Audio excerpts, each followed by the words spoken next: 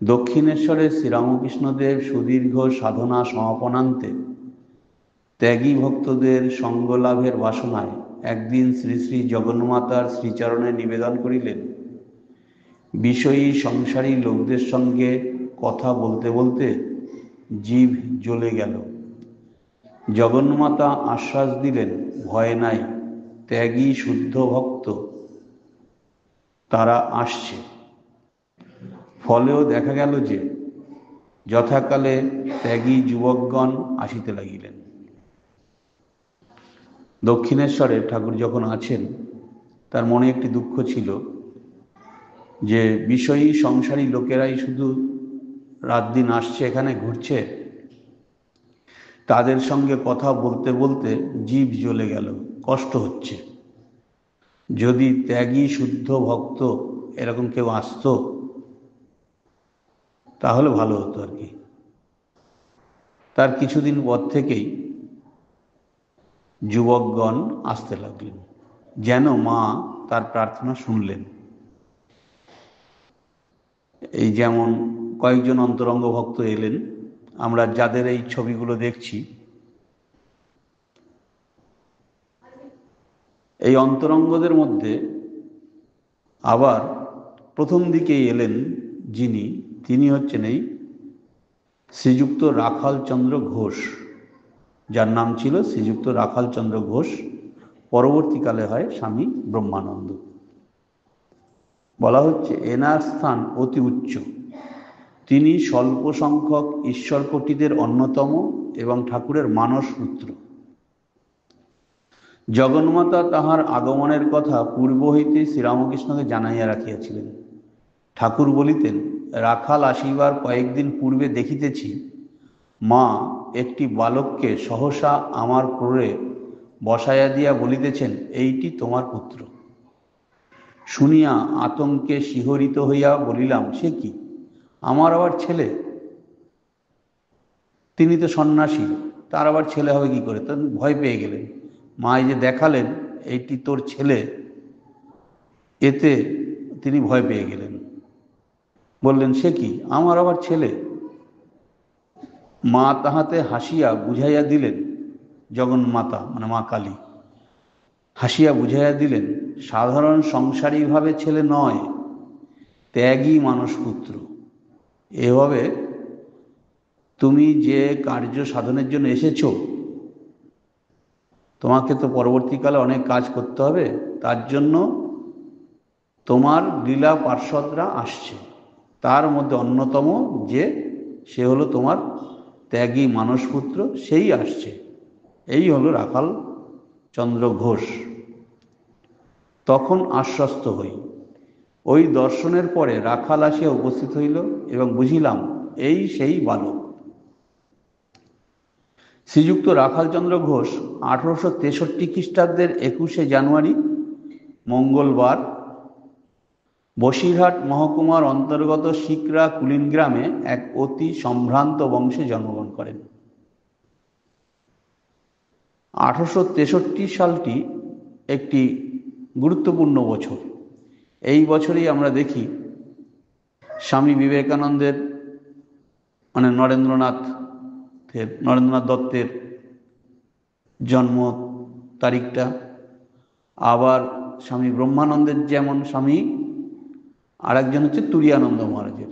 এই আমরা কদিন আগে স্বামীজি তিথি পূজা পালন করলাম, তার আগে স্বামী তুরীয়ানন্দ মহারাজের করলাম, আর এবার করছি স্বামী ব্রহ্মানন্দ। একই ওই 1863 জানুয়ারি মাসের ওই একজনের জন্মদিনের থেকে আরেকজনের জন্মদিনটা ঠিক 9 দিন পরে পরে। তার জন্মস্থান হচ্ছে উত্তর 24 পরগনা জেলার, বর্তমান যে উত্তর 24 পরগনা জেলা, সেখানকার বসিরহাট অঞ্চলে শিকরা কুলিনগ্রাম নামে একটি গ্রাম আছে। সেই গ্রামের একজন অতি সম্ভ্রান্ত জমিদার আনন্দমোহন ঘোষ, সেই বংশে তার ছেলে ছিলেন এই রাখালচন্দ্র ঘোষ। 5 বছর বয়সে তার মাতা কৈলাস কামিনীর দেহত্যাগ হয়। এই রাখালচন্দ্র ঘোষের মা মারা যান তার যখন 5 বছর বয়স তখন। এবার তার পিতা পয়সা আছে, জমিদার, দ্বিতীয়বার বিয়ে করেন। সেই বিমাতার নাম ছিল হেমাঙ্গিনী দেবী। সেই হেমাঙ্গিনী দেবীর স্নেহময় ক্রোড়েই রাখালচন্দ্র মানুষ হতে থাকে। এরপরে সেই গ্রাম, সে বসিরহাট গ্রাম মানে সেই বাংলাদেশের প্রায় কাছে, বাংলাদেশ বর্ডারের ওইদিকে। তা সেখান থেকে এরপরে একটু বড় হলে ওনাকে কলকাতার বিদ্যালয়ে নিয়ে আসা হয় এবং সেখানে পড়াশোনা করেন এবং সেইখানেই নরেন্দ্রনাথের সঙ্গে আলাপ। একই বিদ্যালয়ে দুজন পড়তেন। ছোটবেলা থেকেই এই রাখালের পড়াশোনায় বেশ উৎসাহ ছিল, খেলা ইত্যাদি, কুস্তি এই সবতেও খুব ওস্তাদ ছিলেন। ফল ফুলের বাগানের প্রতিও তার খুব আকর্ষণ ছিল। আরেকটি পছন্দের জিনিস ছিল পুকুরের পাশে বসে ছিপে মাছ ধরা। এটাও উনি খুব আনন্দ পেতেন, ছোটবেলার কথা বলা হচ্ছে। পাঠশালার পাঠ সমাপ্ত হলে তো কলকাতায় চলে এলেন। কলকাতায় সেই সময় আলাপ তো আমরা বললাম নরেন্দ্রনাথ দত্তের সাথে। এরপরে হলো কি, অল্প কিছুদিন যেতে না যেতেই, খুব অল্প বয়সেই তার বাবা মেয়ে দেখা শুরু করলেন। জমিদার বংশ, আগের দিনে তো খুব অল্প বয়সে বিয়ে হয়ে যেত। তো একটি মেয়ে দেখা হলো। সে হচ্ছে ঠাকুরের কাছেই আবার আসা যাওয়া করতেন, মনমোহন মিত্র বলে তার বোন, তার নাম বিশ্বেশ্বরী। এই তার সাথে বিয়ে হয়ে গেল। এইবার দেখছি আমরা এই সম্পর্কেই মাঝে মাঝে দক্ষিণেশ্বরে আসা যাওয়া চলছে।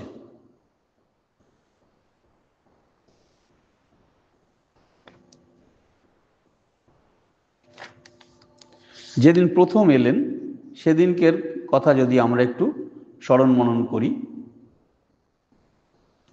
একদিন ঠাকুর ভাবচক্ষে দেখিলেন বটতলায় একটি বালক দাঁড়াইয়া আছে। মনে কেমন যেন একটু খটকা লাগিল। এইরূপ দর্শন কেন হইল? ভাগিনেও হৃদয়কেই সন্দেহের কথা জানাইলে হৃদয় সোল্লাসে বলিলেন, মামা, তোমার ছেলে হবে তাই দেখেছ। শুদ্ধ অপাপবিদ্ধ মহাপুরুষ চমকিত হইয়া বলিলেন, সে কি রে, আমার যে মাতৃজনী, আমার ছেলে হবে কি করে? এই প্রশ্নের উত্তর হৃদয় দিতে পারে নাই, দিয়াছিলেন জগদম্বা, মা কালী। সে কথা আমরা গোড়াতেই আলোচনা করেছি। এবার হলো কি, সেই দিন যেদিনকে সেই রাখাল আসবে সেদিনকে দেখলেন গঙ্গাবক্ষে সহসা শতদল পদ্ম বিকশিত হইতেছে। তাহার দলে দলে অপূর্ব শোভা। চিরকিশোর রাখালরা শ্রীকৃষ্ণের করধারণ করিয়া অপর একটি অনুরূপ বালক নূপুর পায়ে শতদলের উপর নৃত্য করিতেছে। নৃত্যের অপূর্ব ছন্দে মাধুর্য সিন্ধু উথলিয়া উঠিতেছে। দেখুন, ঠাকুরের দর্শন আমাদের ধ্যানের বস্তু। কি দেখলেন সেদিন? ঠাকুর দেখলেন যে গঙ্গাবক্ষে সহসা শতদল পদ্ম বিকশিত হইয়াছে, তাহার দলে দলে অপূর্ব শোভা। তার পাপড়িতে পাপড়িতে সেই পদ্ম, বিরাট পদ্ম, তার পাপড়িতে পাপড়িতে সুন্দর শোভা। চির কিশোর রাখালরা শ্রীকৃষ্ণের করধারণ করিয়া অপর একটি অনুরূপ বালক নূপুর পায়ে শতদলের উপর নৃত্য করিতেছে। সেই পদ্মফুলের উপর শ্রীকৃষ্ণ আছেন আর তার হাত ধরে আছেন আরেকটি সুন্দর বালক, সে নৃত্য করিতেছে। নৃত্যের অপূর্ব ছন্দে মাধুর্য সিন্ধু উথলিয়া উঠিতেছে। দেখিতে দেখিতে শ্রীরামকৃষ্ণ আত্মহারা হইলেন। ঠিক সেই মুহূর্তে সম্মুখে আবির্ভূত হইলেন রাখালচন্দ্র। ঠিক তখনই গঙ্গায় যখন দেখলেন দৃশ্যটা, আর এদিকে রাখালচন্দ্র এলেন। শ্রীরামকৃষ্ণ সবিস্ময়ে দেখিলেন, এই তো তাহার পূর্বদৃষ্ট বটতলায় দণ্ডায়মান বালক, যাকে দেখেছিলাম বটতলায় দাঁড়িয়ে আছে, জগদম্বার প্রদর্শিত মানসপুত্র। কমলদলে নিত্যপরায়ণ ব্রজকিশোর শ্রীকৃষ্ণ সখা, যাকে দেখেছিলাম সেই বটতলায় দাঁড়িয়ে আছে, যাকে মা দেখিয়েছিলেন মানসপুত্র হিসেবে, আবার যাকে দেখেছিলাম এই গঙ্গা বক্ষে পদ্মফুলের উপর নাচছে শ্রীকৃষ্ণের সঙ্গে, সেই তো এসে গেছে, একই সেই বালকই স্বয়ং এসেছে। তিনি সব দেখিলেন, সব বুঝিলেন, কিন্তু স্বপ্রতিষ্ঠ মহামানব বাহিরে কোনো আবেগ উচ্ছ্বাস প্রকাশ করিলেন না।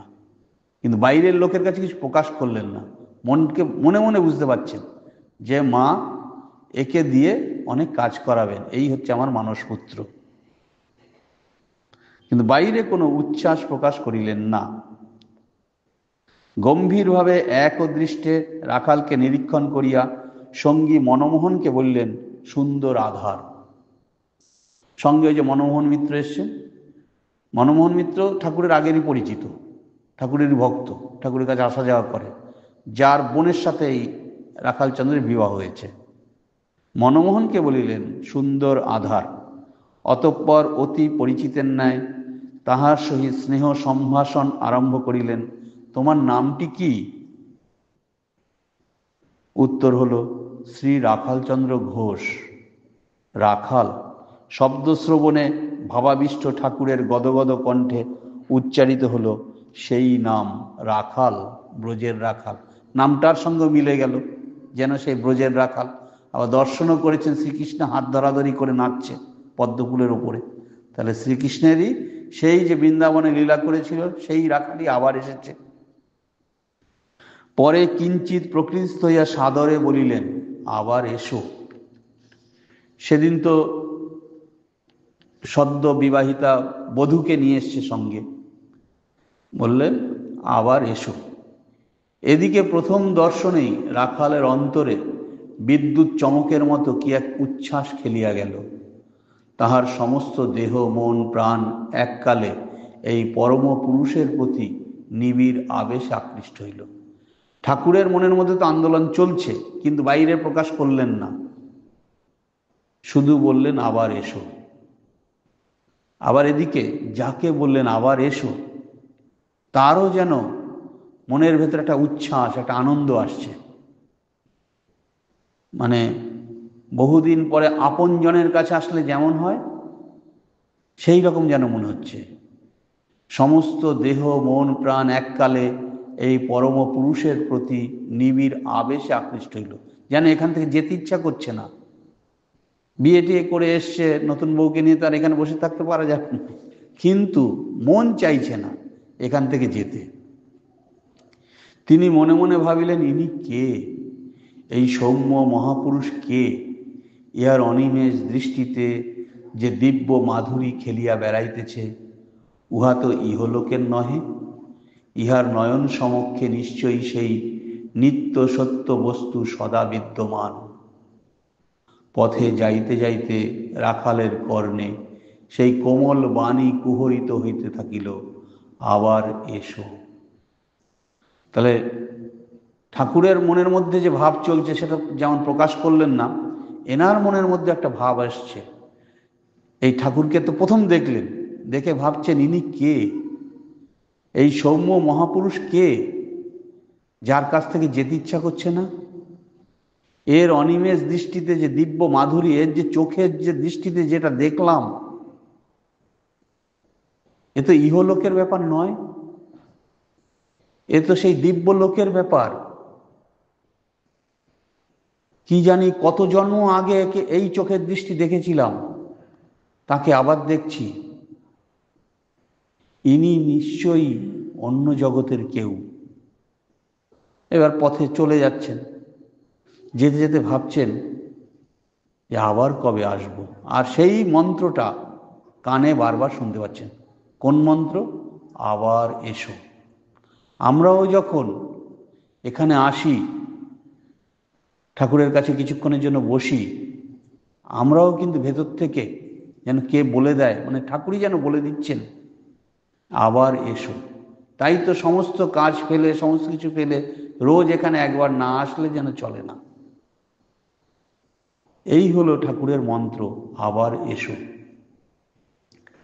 প্রেমঘন মূর্তি শ্রীরামকৃষ্ণের অপূর্ব আকর্ষণে রাখাল পুনর্বার দক্ষিণেশ্বরে গমনের সুযোগ অন্বেষণ করিতে লাগিলেন এবং বিদ্যালয়ের ছুটির পর একদিন একাকী তথায় উপস্থিত হইলেন। দেখুন অবস্থা, নতুন বিয়ে হয়েছে, বাচ্চা ছেলে, সে তো এখন বউকে নিয়ে আনন্দ করার কথা, সংসার আনন্দ করার কথা, কিন্তু সে ওই কোন্নগর থেকে কলকাতায় ফিরছিল, সে ফেরার পর দক্ষিণেশ্বরে গেছে। দক্ষিণেশ্বরে হঠাৎ দর্শন হয়েছে, হয়েছে সাধারণ মানুষদের কি হয়, হ্যাঁ দেখে এলাম, বেশ ভালো জায়গা। কিন্তু রাখাল চন্দ্রের মনের ভেতরে একটা আন্দোলন চলছে, আবার কবে সুযোগ পাব সেই পরম পুরুষের কাছে যাবার। সেই চোখের আকর্ষণ যেন নতুন বউয়ের আকর্ষণ টানছে না, কিন্তু এই আকর্ষণ তাকে টানছে, আবার কবে যাব। তখন বিদ্যালয়ে পড়ে, বিদ্যালয়ের ছাত্র, অল্প বয়সী ছেলে, আবার কবে যাব। শ্রীরামকৃষ্ণকে দেখিয়াই মনে হইল তিনি যেন কতক্ষণ ধরিয়া তাহারই পথ চাহিয়া আছেন। প্রথম দর্শনেই যে ঠাকুরকে যেন দেখলেন, দেখে যেন মনে হলো যে ইনি তো আমার জন্যই অনেকক্ষণ ধরে বসে আছেন, পথে চেয়ে আছেন। যে বহুদিন পরে বিদেশ থেকে ছেলে এলে মায়ের মুখ দেখে ছেলের যেমন মনে হয়, মা যেমন যেন কতদিন ধরে ওই পথের দিকে চেয়ে আছে, ছেলে কখন আসবে কখন আসবে। এখানেও রাখালচন্দ্রেরও মনে হচ্ছে যে ইনি যেন আমার জন্যই পথ চাহিয়া আছেন। রাখালের আগমন মাত্র অনুযোগের স্বরে কহিলেন, তোর এখানে আসতে এত দেরি হলো কেন? পরের দিন যেদিন গেলেন সেদিন বলছেন, তোর এখানে আসতে এত দেরি হলো কেন? দেখুন, এটা যদি পূর্বজন্মের সম্পর্ক না হয়, তা তুমি দক্ষিণেশ্বরের একজন সাধক বা যা হোক কিছু বামুন, তোমার কাছে গিয়েছিলাম, দর্শন করলাম, আরো 5 জন আসে যায় দর্শন করে, আবার আজকে মনে হলো আসলাম। কিন্তু কাকে এরকম বলে, সবাইকে কি বলতেন? কিন্তু এনাকে বললেন কি, তোর এখানে আসতে তো দেরি হলো কেন? মা যেমন বলেন, হ্যাঁ, নরেন্দ্রনাথকে কি বলেছিলেন ঠাকুর? নরেন্দ্রনাথকে বলেছিলেন, নতুন আসছিস, ঘন ঘন আসবি। রাখাল কি আর বলিবেন, উভয়ে তখন উভয়ের দিকে এক দৃষ্টে দেখিতে দেখিতে এক অলৌকিক ভাবভূমিতে উপস্থিত হইয়া লীলা বিলাসে মগ্ন। ভাষায় তখন উত্তর দিবে কে? যখন মনের কথা অতি গভীর হয় তখন মুখে ভাষা থাকে না। তার দুজন দুজনের দিকে তাকিয়ে আছে, কিন্তু রাখালের মুখে কোনো ভাষা নেই, কি উত্তর দেবেন? যে বললেন, তোর এখানে আসতে দেরি হলো কেন? রাখাল কোনো উত্তর দিতে পারছেন না। উভয়ে তখন উভয়ের দিকে এক দৃষ্টে দেখিতে দেখিতে এক অলৌকিক ভাবভূমিতে উপস্থিত হইয়া লীলা বিলাসে মগ্ন। দুজনের মনের ভেতরেই যেন কি এক খেলা চলছে। ভাষায় তখন উত্তর দিবে কে? মাতৃহীন রাখাল ভাব ঘনতনু শ্রীরামকৃষ্ণকে আপন জননী রূপে পাইলেন। ছোটবেলায় মা মারা গেছেন, ঠাকুরকে যেন নিজের মা মনে হলো। ঠাকুরের যে পুরুষ শরীর তা মনে হচ্ছে না, সেদিকে নজর নেই, তার অন্তর্দৃষ্টিতে চলে গেছে, তিনি এনাকে মা মনে করছেন। শ্রীরামকৃষ্ণকে আপন জননী রূপে পাইলেন এবং রাখালের আকৃতি তখন যুবার ন্যায় হইল। শ্রীরামকৃষ্ণ তাহাকে ক্ষুদ্র বালক হিসেবে গ্রহণ করিলেন। রাখালচন্দ্র বিয়ে টিয়ে হয়ে গেছে, তখন তো 17-18 বছর বয়স, তো তাকে শ্রীরামকৃষ্ণ একটা ছোট্ট বালকের মতো গ্রহণ করলেন। অত বড় ছেলে, তার বেশ বড় লম্বা চওড়া চেহারা, হ্যাঁ, ছবিটা দেখলেই আপনারা বুঝতে পারবেন। কিন্তু তিনি বাচ্চা ছেলের মতো ঠাকুর তাকে গ্রহণ করলেন।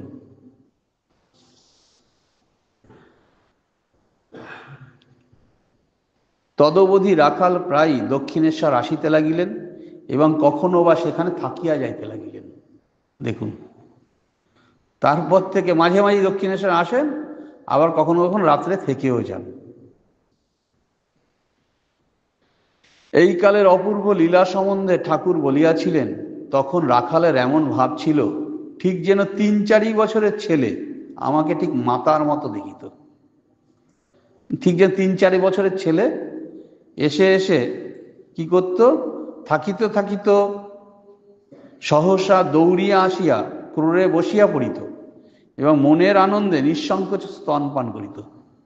ভাবুন, আমরা আমাদের বুদ্ধিতে পাবো না।